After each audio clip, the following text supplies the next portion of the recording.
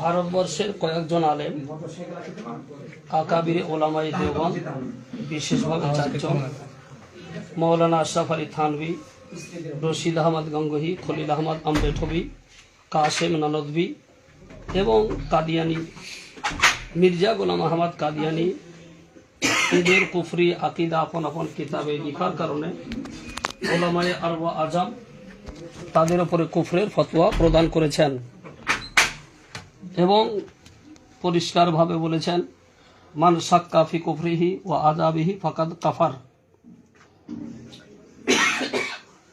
আলা হযরত রাহমাতুল্লাহি তাআলা আলাইহির এই ফতোয়া এবং ওলামায়ে আরব আজম আরবের 33 থেকে 35 জন মুফতির ফতোয়া, ভারতবর্ষের 268 জনের ফতোয়া, যেটা আস-সাওয়ারিমুল হিন্দিয়া নামে মুদ্রিত হয়েছে।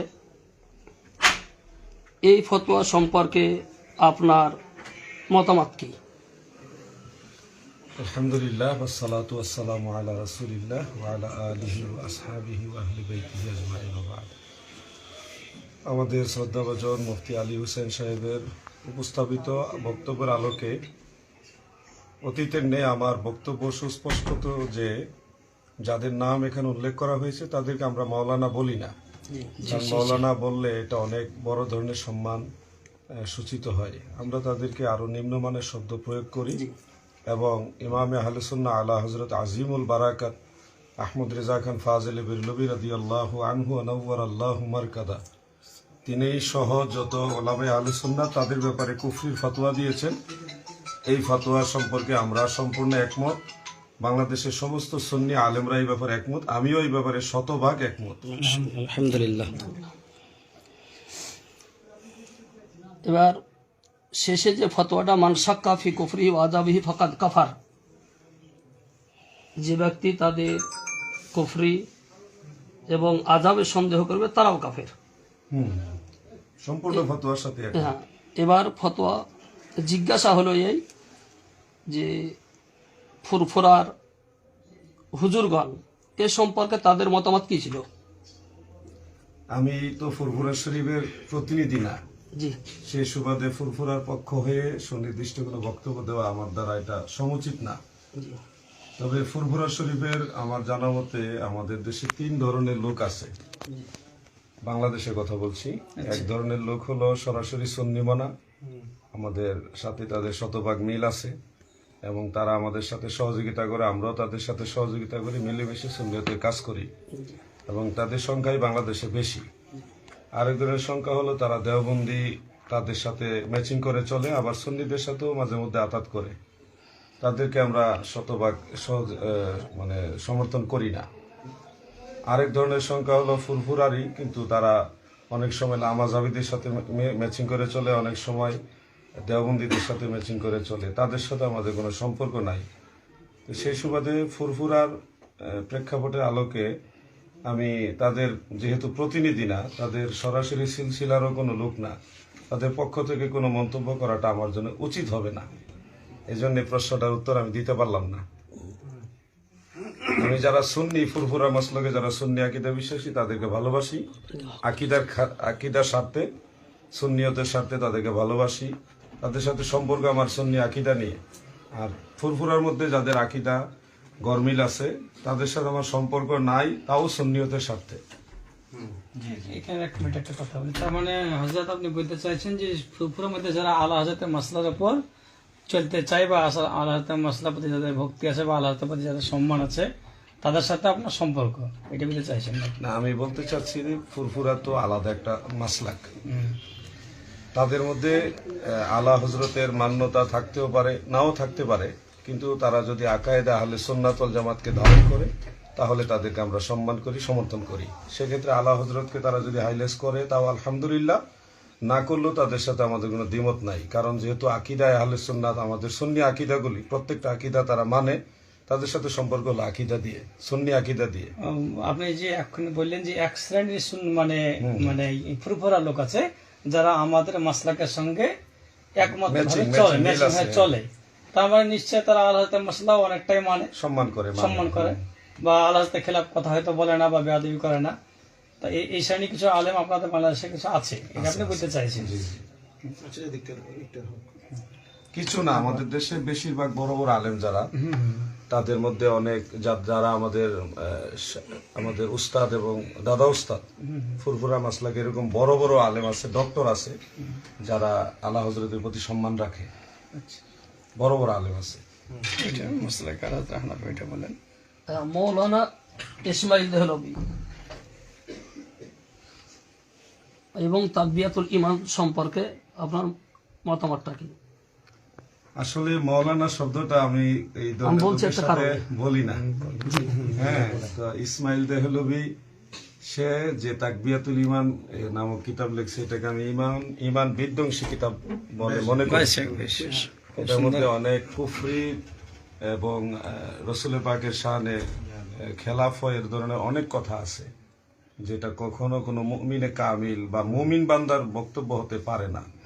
এই জন্য ওই বক্তব্যগুলো আমি সমর্থন করি না। আমি তার কিতাবগুলি দেখেছি, তাকবিয়াতুল ঈমান দেখি বলতেছি, তার ওই লেখা বইগুলো এবং ওই বক্তব্যগুলো এটা কোনোদিন কোনো সুন্নি মুসলমান সমর্থন করতেও পারে না। জি জি জি। ওই ইসমাইল দেহলভী সাহেব সৈয়দ আহমদ রায়বরেলভী সাহেবেরই মুরিদ এবং ভক্ত। তো তাকবিয়াতুল ঈমান তার জীবদ্দশাতেই লেখা হলো। তো সৈয়দ আহমদ রায়বরেলভী এ নিয়ে কি পদক্ষেপ গ্রহণ করেছিলেন?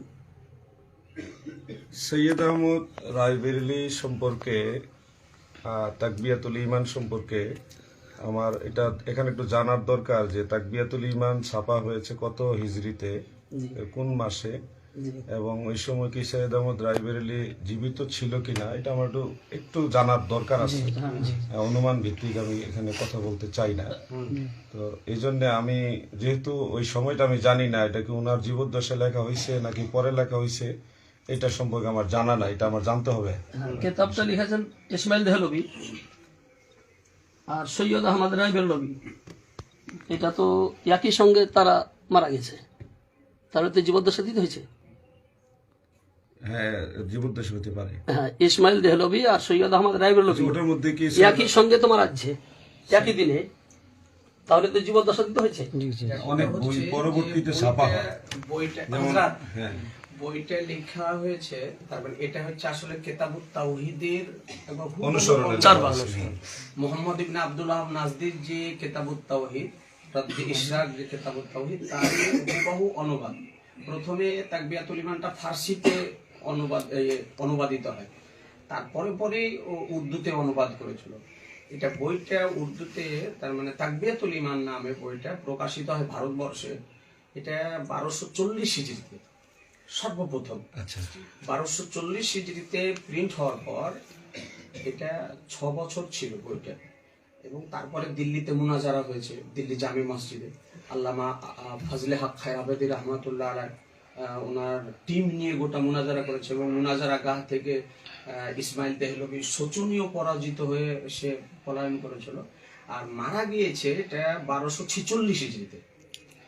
এই 1246 হিজরিতে মারা গিয়েছে, আর বইটা লিখেছিল 1240 হিজরিতে।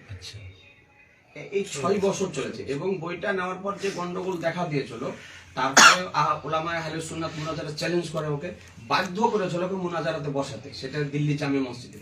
আচ্ছা, আচ্ছা। এবং আকাবিরে উলামায়ে আহলে সুন্নাত মুনাজারাতে উপস্থিত ছিলেন, এবং সেই মুনাজারাতে তাকে পরাজিত করেছিলেন, এবং সে পলায়ন করেছিল সেখানে, আর মারা গিয়েছে সেটা একই দিনে। এখন বিষয় যেটা একই সঙ্গে। এটা হচ্ছে যে সৈয়দ আহমদ রায়বরেলি যিনি, এ হচ্ছে ইসমাইল দেহলভীর পীর। হ্যাঁ, তার উপরে শরিয়াতের কোনো কুফরি ফাতোয়া আমি প্রকাশিত সেটা হয়নি। বলতেছি, হ্যাঁ, ধারাবাহিক কুফরি বলতেছি। ফাতোয়াটা প্রকাশিত হয়নি। আকাবিরে উলামায়ে আহলে সুন্নাত বলেছেন যে এই ব্যক্তি হচ্ছে মুস্তাফা ব্যক্তি, সন্দেহযুক্ত ব্যক্তি, সন্দেহপূর্ণ ব্যক্তি এই ব্যক্তি, কারণ যেহেতু ইসমাইল দেহলভির সঙ্গে তার সম্পর্কটা ছিল এবং ইসমাইল দেহলভির সে পীর ছিল, তার কোনো লিখিত ডকুমেন্টস নাই, তার কোনো পুস্তক কেতাবাদি নাই, যার জন্য ভারতবর্ষের সমস্ত আকাবির ওলামা আহলে সুন্নাত তাকে বলেছেন মুস্তাবা ব্যক্তি, তার কাছ থেকে দূরে থাকতে বলেছেন। এটা হচ্ছে ওলামা আহলে সুন্নাতের একবার ইত্তেফাক মত, ইত্তেহাদ, একবারে মুত্তাফিক এই বিষয়। আচ্ছা, ওইটা আমি আর একটু বিষয়, যেহেতু ওনার দুইজন একই সাথে মারা গেছেন, জি আবার বইটা আগেই লেখা হওয়া এটা যৌক্তিক, জি মানে উনি তো সৈয়দ আহমদ শহীদ বেরলভীর জীবদ্দশায় বইটা লিখবেন, এটা যৌক্তিক, যেহেতু মারা যাওয়ার পরে তো আর বই লেখা হয় না। জি আমি বলতেছি যেটা এটা হলো প্রিন্ট হয়েছে অনেক বই, যেমন হাদিসের অনেক কিতাব আছে, মুসান্নাফ আব্দুর রাজ্জাক সহ জি অনেক কিতাবে আছে যেটা লেখা হয়েছে আগে আগে, পরে print হয়েছে, প্রিন্ট হয়েছে ছাপছে। পরে, এবং আলা হযরতের অনেক কিতাব আছে হ্যাঁ, এখনো যেগুলি ছাপছে। এখনো এখনো ছাপছে। ছাপেনি। ওই ধরনের বিষয়টা আমার জানা নাই যে এটা কত হিজরিতে ছাপা হয়েছে। আমি তো ওই বিষয়টা আমি- পরে উনি এটা discuss করে যেহেতু এই বিষয়টা আমার একটু তাহাকিকের প্রয়োজন আছে, আর এসব বিষয় আমি গুরুত্ব একটু কম দিই, যার কারণে এটা নিয়ে আমি তাহাকিক মানে করি না। তার জীবদ্দশাতে ওই কেতাবের উপর আপত্তি উঠছে, তখন হ্যাঁ, পীরও আছেন, লেখকও আছেন, আমার মুরিদ বাহাসে যাবে, আপত্তি উঠছে, এ কথা নিয়ে তো পীরের কানেও যাবে। হ্যাঁ, বিষয়টা আমি তো বললাম হ্যাঁ, জি, এটা নিয়ে জি। আমার তাহাকিক নাই। যখন তাহাকিক করে পরে ওনার live আসবে। হুজুরের কাছে মুফতি জুবাইর সাহেব হুজুরের কাছে এটা আমি শুনলাম, এবং এটা নিয়ে তাহাকিকের প্রয়োজন আছে। আর একটা বই যদি একজন লেখে, ওই বইয়ে যদি সম্পাদনা বা বাণীর মধ্যে কারো কোনো মতামত থাকে, তখন তার উপর এটা দায়ভার বর্তায়, জি, জি। কিছুটা হলেও বর্তায়। আর এখানে যেহেতু অন্য বিষয়টা করো, ওটার উপরে উনি দেখবেন, ওটা আচ্ছা, ওটা পরে উনি লাইভ করে বলে দিবেন সুন্নি বা ওয়াহাবি ওটা যাচাই হচ্ছে মাসলাক না। আলা হাজাত হানাফি মাসলাক। মহিলাদের কবর জিয়ারত সম্পর্কে আলা হযরত রহমাতুল্লাহ তাআলা আলাইহির যে ফতোয়া, সেটা হানাফি মাযহাবের ফতোয়া কিনা? হানাফি মাযহাবের আমার তাহাকিকে যেটা পাইছি সেটা হলো যে ফুকাহে কেরামদের দুইটা ফতোয়া আছে। জি একটা ফতোয়া হলো যেটা আসাহ, যে মহিলাদের কবর জিয়ারত করা বৈধ কিছু শর্ত সাপেক্ষে, জি যে শর্তগুলি যে স্বাভাবিক বিষয়, পর্দার খেলাফ হবে না, নারী পুরুষ একসাথে মিলিত হবে না, এবং একা একা সফর করে দূরে কোথাও যাবে না, বিলাপ করবে না, উচ্চস্বরে ক্রন্দন করবে না, যেগুলি শরীয়তের শর্ত, এই শর্ত মেনটেন করে যদি কোথাও মহিলারা জিয়ারত করতে পারে তাহলে তাদের জন্য এটা বৈধ। এটা হানাফি মাযহাবের একটা আসাহ ফতোয়া। তবে আরেকটা ফতোয়া আছে ইমাম বদরুদ্দিন আইনি সহ ফুকাহে আহনাফের বেশ কয়েকজনই, ওনারা বলছে যে এই জামানা এটা হারাম। তো সেখানেও আবার কিছু শর্তের কথা উল্লেখ আছে। আলা হযরতের ফতোয়াটা হলো দ্বিতীয় যে হানাফি মাযহাবেরই তো। আমি শেষ ওটাই। করি। আলা হযরতের ফতোয়া হলো দ্বিতীয় যে মতটা, ওই মতের সাথে শতভাগ মিল, মানে হুবহু ম্যাচিং। তো সেই হিসাবে আমি যেটা মনে করি যে আলা হযরতের ফতোয়া ও হানাফি মাযহাবের ফতোয়ার সাথে মিল আছে, কিন্তু আমি যেটা প্রাধান্য দিই, যেটা আসাহ ফতোয়া, সেটা আমি প্রাধান্য দিয়ে আমল করি, কিন্তু আলা হযরতের ফতোয়াকে আমি হানাফি মাযহাবের বাইরে মনে করি না। হ্যাঁ, ওটাই কথা। ওইটাই ভিন্ন বলেছে, হ্যাঁ, যেটা ভিন্ন। আলা হযরত একজন হানাফি, তার ফতোয়াটা হানাফি মাযহাবেরই ফতোয়া, কিন্তু হানাফ আইম্মাদের মধ্যে দুটো কাউল আছে। ওনার কাউলটা বলছে যারা ফিতনার কারণে মুতলাক ভাবে, এখন আপনি জামানাটা ফিতনার জামানা, এই জন্য আলা হযরত সমস্ত দিকে দূরদর্শিতার সঙ্গে চিন্তা ভাবনা করে, আজকে তো এমনি মহিলাদেরকে মাজার থেকে রোকা যাচ্ছে না, এটা বারণ করার পরও তো এই যে ফিতনার কারণে আলা হযরত মুজাদ্দিদ হিসাবে দূরদর্শিতার সঙ্গে তিনি মুতলাক ভাবে বারণ করে দিয়েছেন যে মহিলাদের মাজারে যাওয়া নিষেধ এই সময়, কারণ এই সময়টা ফিতনার সময়। তো আলা হযরতের যে মসলা, এটা হানাফি মাযহাবের মসলা, কিন্তু হানাফি মাযহাবের আইম্মাগণের মধ্যে দুটো মত আছে। এক শ্রেণীর আইম্মা বলছেন যে পর্দা সহকারে যদি ফিতনার কারণ না থাকে তবে যেতে পারে। এক শ্রেণীর আইম্মায়ে আহনাফ বলেছেন যে ফিতনার কারণ থাকলে সেখানে তাদের যাওয়া নিষেধ। তো এখন সময়টা হচ্ছে ফিতনার সময়, দিন দিন এগিয়ে যাচ্ছে। তো এই আহনাফের যে মসলা, এই কাউলগুলোকে আলা হযরত নকল করে তিনি হানাফি মাযহাবেরই ফতোয়াটা দিয়েছেন। তার মানে ওনার ফতোয়াটা আলাদা নয়, না, আমি এটা আলাদা হানাফি কখনো মাযহাবের বলিও না। ফতোয়া, সেটাই আলাদা। এটাই আপনার একটা বলেন বলেন বলেন কি হয়েছে? এখন যারা যারা বিরোধিতা করছে, আপনার বিপক্ষে যারা বলছে, এরা বলতে চাইছে যে এ আলা হযরতকে হানাফি মাযহাব থেকে আলাদা করে দিচ্ছে, যে হানাফি মাযহাবের ফতোয়া আলাদা, আলা হযরতের ফতোয়া আলাদা। তাহলে কি আলা হযরত হানাফি নন? উনি তো হানাফি মাযহাবকে জীবিত করে গিয়েছেন, যার মাযহাবের পক্ষ থেকে কলম উঠিয়েছেন। বিশেষভাবে হানাফি মাযহাবের মাসাইল গুলোকে তিনি বিভিন্ন কিতাব থেকে সংগ্রহ করে ফতোয়া রাজাবিয়াতে একত্রিত করে বিশ্ববাসীকে উপহার দিয়ে গেছেন। আর তিনি তো হানাফি, তিনি মসলাকান হচ্ছেন, মাযহাবান হচ্ছেন হানাফি, মসলাকান মশরাবান হচ্ছেন তিনি কাদেরি। তো এখন যে আপত্তিটা উঠছে যে হানাফি মাযহাবকে আলা হযরতকে আলাদা করছে, এটা আপনারা বিবৃতি, এটা আমি আরেকটু যে আপনি বিষয়টা আলাদা ওয়াজাহাত করি। করছেন নাকি এক বলছেন? জি জি সেটা আর একটু অজাহাত করি এই মর্মে যে আমি যদি আলা হযরতকে হানাফি মাযহাবের বাইরে বলতাম বা বাইরে জানতাম, তাহলে কখনোই আলা হযরতের মাসালা ফলো করার জন্য কাউকে বলতাম না। হ্যাঁ, আমি সবসময় বলছি, যদি আপনারা আলা হযরতের ফতোয়াকে যুগের তাড়নায় ফিতনার আশঙ্কায় ফলো করেন, তাহলে সেটা আপনাদের জন্য সঠিক। সবসময় এটা বলি। তা আমি সেখানে বলছি আমরা ফলো করি হানাফি মাযহাবের প্রাচীন ফুকাহে কেরামের ফতোয়া। আমার বক্তব্য ছিল এটা। তো ফুকাহে আহনাফ, বিশেষ করে ইমাম আজম আবু হানিফা, ইমাম মুহাম্মদ, ইমাম সারাকসি, তারপরে পরবর্তীতে ইমাম কারখি, আরো অনেক ইমামরা যারা হানাফি মাযহাবের ফাউন্ডার বা যারা খুঁটি, তো তাবাকাতে সিত্তার যারা বড় বড় মুজতাহিদ, তাদের ফতোয়া হলো ওয়াল আসাহু আন্নার রুখসাতা সাবিতাতুন লাহুন্না, যে মহিলাদের জন্য কবর জিয়ারতের বৈধতার রুখসত এটা দেওয়া আছে। এটাই হলো আসাহ। ফিকহি পরিভাষায় ফেকার মাসালা, যে মাসালার সাথে আসাহ শব্দটা থাকে, এই ফতোয়াটাই মানে উম্মতের জন্য পালনীয় অনুসরণীয় বোঝায়। এটাই আমরা উসুলে ফেকা হিসেবে পড়ছিলাম, রসম মুফতি ফতোয়া শামির মুকদ্দমার মধ্যে আছে।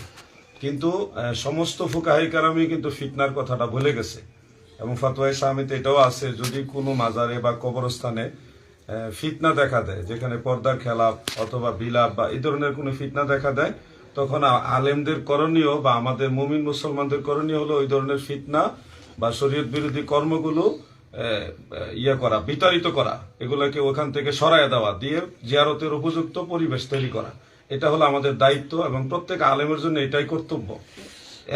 তারপরে মূল জিয়ারত থেকে বিচ্ছিন্ন না হওয়া।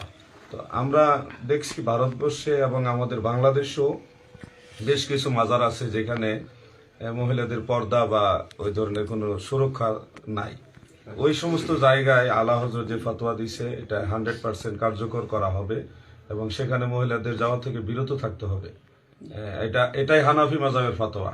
আর যেখানে যেমন একজন মহিলা তার বাবার কবর জিয়ারত করতে চায়, তার মায়ের কবর জিয়ারত করতে চায়, একজন মহিলা তার স্বামী মারা গেছে তার স্বামীর জিয়ারত করতে চায়, সন্তান মারা গেছে সন্তানের জিয়ারত করতে চায়, এই ক্ষেত্রে যেহেতু এখানে কোনো ধরনের ফিতনা হওয়ার আশঙ্কা নাই, সেক্ষেত্রে হানাফি মাযহাবের ফুকাহে কেরামের ফতোয়া মোতাবেক সেখানে তারা জিয়ারত করতে পারবে, ব্যক্তিগতভাবে করতে পারবে।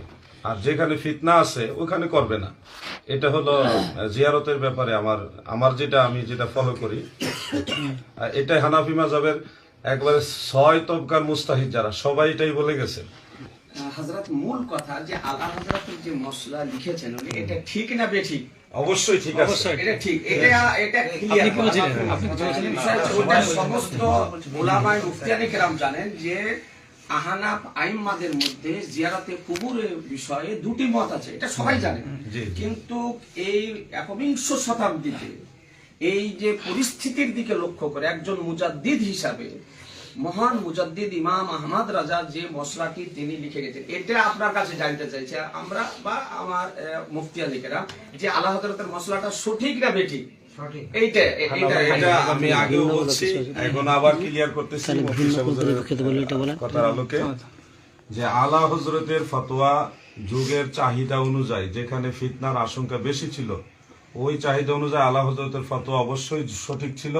এবং এখনো যদি ওই ধরনের পরিবেশ কোথাও দেখি আমরা, সেখানে আলা হযরতের ফতোয়াকে আমরা হানাফি মাযহাবের ফতোয়ার হিসেবে আমরা আমল করব, এটাই গ্রাহ্য করব। তবে সাথে সাথে আমাদের দায়িত্ব এই ধরনের ফিতনাকে দূর করে জিয়ারতের উপযুক্ত পরিবেশ তৈরি করে দেওয়া, এটা হলো আমাদের দায়িত্ব। লাস্ট একটা কথা আমি বলি, সেটা হচ্ছে এলে তো কবর জিয়ারত করা না করা এলে তো কোনো মৌলিক বিষয় না, যে ওইটা এলে আমি আর আগে যাইতে চাইছি না। আমি বলতে চাইছি যে আলা হযরত ইমাম আহমদ জাখা আলাইহি রাহমাতুল্লাহ যে সমস্ত আকাবিরদের উপরে ওলামায়ে দেওবন্দ বা অন্যান্য যারা বাদমুজাব আছে তাদের উপরে, বিশেষ করে আমার আলা হযরত যাদের উপরে কুফরের ফতোয়া দিয়েছেন তাদের উপর আপনার আমার কুফরের ফতোয়া থেকে আপত্তি আছে? এটা তো আগেই বলে দিয়েছি। হ্যাঁ, এবার আরেকটু মানে অনেকে বুঝে তাই একটু ভালো ক্লিয়ার করে দিলাম না, না, একবার যে clear ভাবে তো একদম বলছি মানে তো আগে। আল্লাহ হাজাতের মানে ফতোয়ার উপরে এটার কোনো আপত্তি নাই, সঠিক ফতোয়া লিখেছেন, এটা ওনার বিশ্বাস এবং এটা বিশ্বাস করেন, এটা এই বলছেন। ফতোয়ার সাথে শতভাগ জি। একমত। আমি শুধু একা না, বাংলাদেশের সমস্ত সুন্নি আলেমরা আলা হযরতের ফতোয়ার উপরে শতভাগ একমত। এটা নিয়ে দ্বিমত কেউ করে নাই, আমিও অতীতে কোনোদিন করি নাই, জি। কেউ বলতে পারবে না। আর কারো কিছু বলার থাকলে বলতে হবে, সময় কম।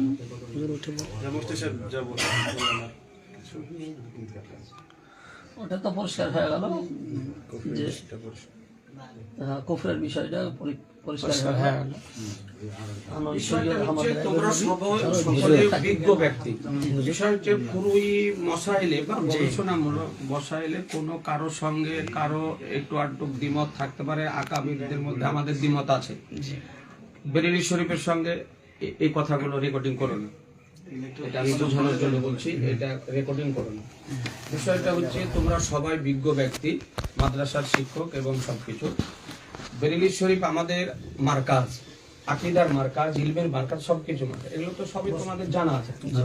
ফুরুই মশাইলে বেরেলি শরীফের সঙ্গে আশরাফিয়ার একাধিক মসলাতে মুফতি নিজামুদ্দিন সাহেবের দ্বিমত। বেরেলি শরীফের মসলার সঙ্গে কাছুচা শরীফের একাধিক মসলাতে গবেষণামূলক মশাইল গুলো নিয়ে দ্বিমত। এরকম আছে, তাই বলে কি তারা সুন্নি না? অবশ্যই। আশরাফিয়া করছে না সুন্নিয়া বা এর উপরে নির্ভর করছে না। আজকে আলা হযরত দেখো, এটা তোমাদের রেকর্ডিং কেউ করো না বলছি, কথা এটা আমি বোঝানোর জন্য বলছি। হ্যাঁ, সবাইকে মানা করছি রেকর্ডিং আমার কথা কেউ করো না।